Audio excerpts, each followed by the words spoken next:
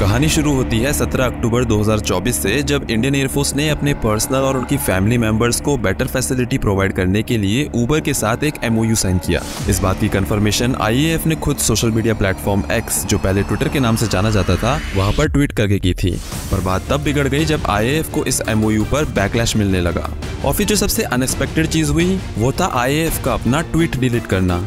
अब सवाल उठता है कि आखिर इसको इतना बड़ा मुद्दा क्यों बनाया जा रहा है? क्या ये पहली बार है जब किसी डिफेंस फोर्सेज ने इस तरह के MOU साइन किए हों, या फिर इसके पीछे कोई और वजह है? वैसे जिन लोगों को पता नहीं है उन्हें मैं बता दूं कि 1 साल पहले लगभग इसी टाइम इंडियन नेवी ने भी उबर के साथ एक सिमिलर MOU साइन किया था। तब भी कंसर्न्स उठे थे नेवल पर्सनल की सिक्योरिटी को लेकर, पर जो इम्पैक्ट तब नहीं देखा गया वो IAF के MOU के बाद क्यों एक अलग रूप ले चुका है, जिसमें बैकलैश का स्केल बढ़ रहा है और लोग इसे नेशनल सिक्योरिटी से जोड़कर देख रहे हैं। पर क्या ये सच में हमारी नेशनल सिक्योरिटी को लेकर एक कंसर्न है, या ये एक अननेसेसरी डिबेट है जो पब्लिक और मीडिया ने एम्पलीफाई कर दिया? और अगर ये कंसर्न है तो आगे फ्यूचर MOU साइन करते समय हमें किन फैक्टर्स को जरूर कंसीडर करना चाहिए? मैं हूं अंकित कौशिक और आज की वीडियो में हम इन्हीं सवालों का जवाब ढूंढेंगे और साथ ही IAF और उबर द्वारा किए गए MOU को भी डिकोड करेंगे। इस मैटर को समझने के लिए सबसे पहले जरूरी है ये समझना कि इंडियन नेवी और इंडियन एयरफोर्स ने उबर के साथ जो MOU साइन किया था उसका असली पर्पस क्या है।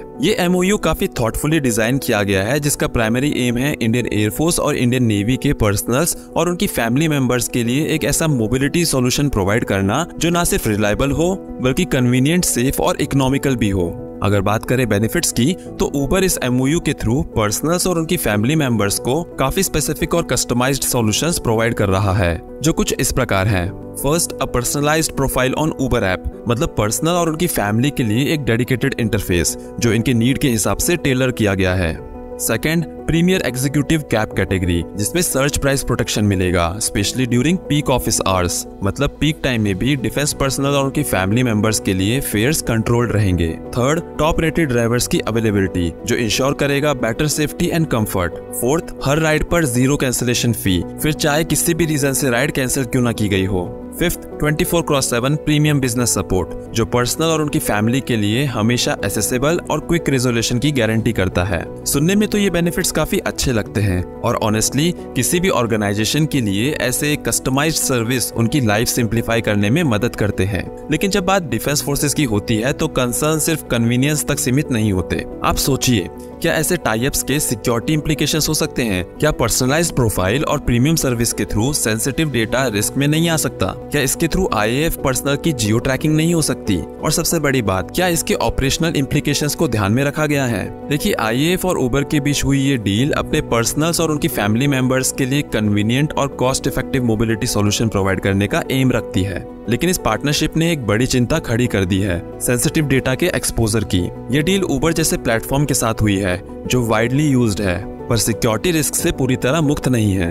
ड्राइवर डिटेल्स और पर्सनल इंफॉर्मेशन का गलत हाथों में जाना एक सीरियस थ्रेट बन सकता है। क्रिटिक्स का कहना है कि ये एक सिक्योरिटी ब्रीच हो सकता है क्योंकि सेंसिटिव डेटा का कॉम्प्रोमाइज होना काफी डैमेजिंग हो सकता है। और जब हमारे पास यानी इंडिया में एक स्ट्रॉन्ग डेटा प्राइवेसी लॉ की कमी हो तो ये प्रॉब्लम और भी बढ़ जाती है। लेकिन सबसे ज्यादा ट्रबलिंग बात यह है कि ये डील एक पास्ट एग्जांपल के साथ रेजोनेट करती है जहां डेटा शेयरिंग से डिजास्टरस कॉन्सिक्वेंसेस सामने आए थे, और ये एग्जांपल है यूनाइटेड स्टेट्स के स्ट्रावा इंसिडेंट का। स्ट्रावा एक पॉपुलर फिटनेस ट्रैकिंग ऐप जिसने अनजाने में ये दिखाया कि कैसे पर्सनल डेटा डेंजरस हो सकता है जब उसे एग्रीगेट और एनालाइज किया जाए। 2018 में स्ट्रावा की ग्लोबल हीट मैप ने 1 बिलियन से ज्यादा एक्टिविटी पॉइंट डिस्प्ले किए, इंक्लूडिंग मिलिट्री पर्सनल्स और इंटेलिजेंस एजेंट्स के रूट्स। ये डेटा पब्लिकली अवेलेबल था और रिसर्चर्स ने इसे एनालाइज करके सेंसिटिव मिलिट्री और इंटेलिजेंस ऑपरेशन के एग्जैक्ट लोकेशन पिन पॉइंट कर दिए। एक स्पेसिफिक एग्जांपल अफगानिस्तान में देखने को मिला जहां US मिलिट्री बेस जैसे बगराम और कंधार आसानी से आइडेंटिफाइबल थे।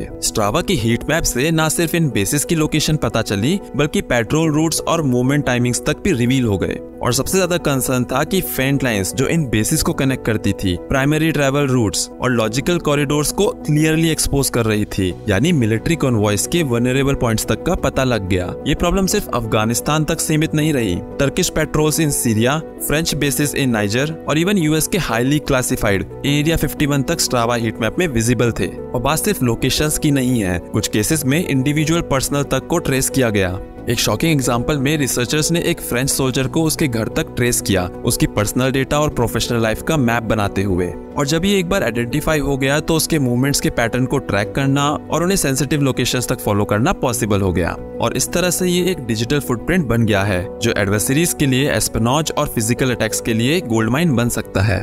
स्ट्रावा का ये इंसिडेंट हमें एक क्लियर वार्निंग देता है कि नॉर्मल सा लगने वाला डेटा जब एग्रीगेट हो और एनालाइज किया जाए तो वो कितना डेंजरस हो सकता है। और अगर ऐसे डेटा शेयरिंग रिस्क को IAF और उबर के MOU की कॉन्टेक्स्ट में देखें तो कंसर्न्स को बस कन्वीनियंस के नाम पर नजरअंदाज नहीं किया जा सकता है। ये वही रिस्क है जिसके बारे में सिक्योरिटी एक्सपर्ट्स IAF और उबर की पार्टनरशिप के कॉन्टेक्स्ट में वार्न कर रहे हैं। कंसर्न ये है कि IAF पर्सनल से जुड़े सेंसिटिव डेटा जैसे ट्रैवल इंफॉर्मेशन और फैमिली डिटेल्स फॉरेन एंटिटीज तक एक्सपोज हो सकती हैं। और बात सिर्फ उबर की सिक्योरिटी पर भरोसे की नहीं है। एक्सपर्ट्स का कहना है कि हैकर्स आजकल हाईली सिक्योर सिस्टम्स को भी आसानी से ब्रीच कर लेते हैं। अगर स्ट्रॉन्ग सेफगार्ड्स नहीं है तो ये एक कैटास्ट्रॉफिक सिक्योरिटी ब्रीच बन सकता है। पर सवाल ये उठता है कि इस सिचुएशन में क्या किया जा सकता था। जहाँ क्रिटिक्स पूरी तरह से इस MOU को हटाने की बात कर रहे हैं, वहीं दूसरी तरफ मेरा मानना है कि बीइंग अ प्रोग्रेसिव कंट्री हमें एग्जिस्टिंग प्रॉब्लम्स के सॉल्यूशंस पर फोकस करना चाहिए। सबसे बड़ी जो गलती इंडियन नेवी और इंडियन एयरफोर्स ने की है वो ये है कि एक US बेस्ड कैब एग्रीगेटर के साथ MOU साइन किया गया, जबकि इंडियन कैब एग्रीगेटर्स का ऑप्शन अवेलेबल था। ये सेम MOU किसी इंडियन कंपनी के साथ साइन किया जा सकता था जो नॉट ओनली सिक्योरिटी के पर्सपेक्टिव से सेफर होता बल्कि मेक इन इंडिया और डिजिटल इंडिया जैसे इनिशिएटिव को भी सपोर्ट करता। और ये सिर्फ एक पार्टनरशिप का सवाल नहीं है, हमें यूरोपियन कंट्रीज से सीखना चाहिए कि स्ट्रिक्ट डेटा प्राइवेसी लॉ कितने जरूरी होते हैं ताकि मल्टीनेशनल कंपनीज हमारे इंडियन डेटा का मिसयूज ना कर सके। लेकिन एक और बात जो मुझे ट्रबलिंग लगती है वो है डायरेक्टली हाई रैंकिंग ऑफिशियल्स की क्रेडिबिलिटी पर सवाल उठाना। देखिए ये MOUs एक दिन में साइन नहीं होते, इसके पीछे काफी सारे डिस्कशन, नेगोशिएशंस और टेक्निकल इवैल्यूएशन होते हैं। ऐसा तो नहीं है कि डेटा प्राइवेसी या मिसयूज का ख्याल टॉप रैंकिंग ऑफिशियल्स और ऑफिसर्स के दिमाग में नहीं आया होगा। और ना ही ये माना जा सकता है कि उबर जैसी कंपनी बिना स्ट्रॉन्ग प्रपोजल के इंडियन एयरफोर्स या इंडियन नेवी के साथ डील करेगी, राइट? तो काफी ज्यादा चांसेस हैं कि टेक्निकल लेवल पर काफी सारे स्टेप लिए गए होंगे, फिर चाहे उबर की तरफ से लिए गए हों या गवर्नमेंट ऑफिशियल्स की तरफ से। तो हमें एट फर्स्ट किसी पर भी डायरेक्ट ब्लेम नहीं करना चाहिए। हाँ, ये बात बिल्कुल सही है कि कल को US की CIA या किसी और इंटेलिजेंस एजेंसी के लिए हमारे पर्सनल को ट्रैक करना आसान हो सकता है, लेकिन ये थ्रेट तो किसी न किसी लेवल पर आज भी मौजूद है। पास्ट में भी हमने ऐसे कई एग्जाम्पल्स देखे हैं, जैसे इंडियन आर्मी के बेसिस में चाइनीज CCTV कैमरास से सर्वेलेंस हो या हमारे सोल्जर्स द्वारा चाइनीज ऐप और मोबाइल का यूज।